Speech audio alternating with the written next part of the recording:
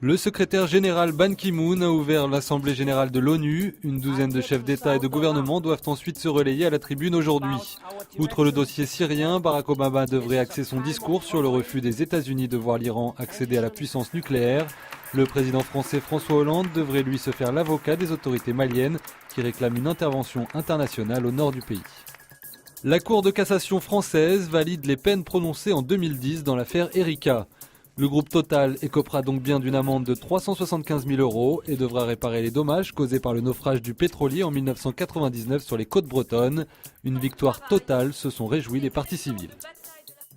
L'archipel des Senkaku en japonais ou Diaoyu en chinois, revendiqué par un troisième pays. Alors que la tension monte depuis plusieurs semaines entre la Chine et le Japon, après le rachat par ce dernier de 3 îles de l'archipel début septembre, Taïwan vient s'immiscer dans ce dossier.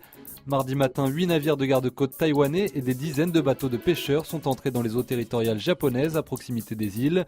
De son côté, Pékin, qui présentait mardi son premier porte-avions, avait déjà multiplié ce genre d'action ces derniers jours. Les autorités indiennes craignent désormais une crise sanitaire. Dans le nord-est du pays, près d'1,5 million de personnes sont déplacées à cause des fortes pluies de mousson. 2000 villages sont sous les eaux. Au mois de juin dernier, 6 millions de personnes avaient déjà dû être évacuées et 130 personnes tuées. Abu Hamza, devenu célèbre pour ses prêches anti-occidentales dans la mosquée londonienne de Finsbury Park, va être extradé vers les États-Unis. La Cour européenne des droits de l'homme a en effet rejeté l'appel de l'imam qui demandait l'annulation de cette décision. Des faits d'enlèvement au Yémen et de financement de cellules terroristes lui sont reprochés.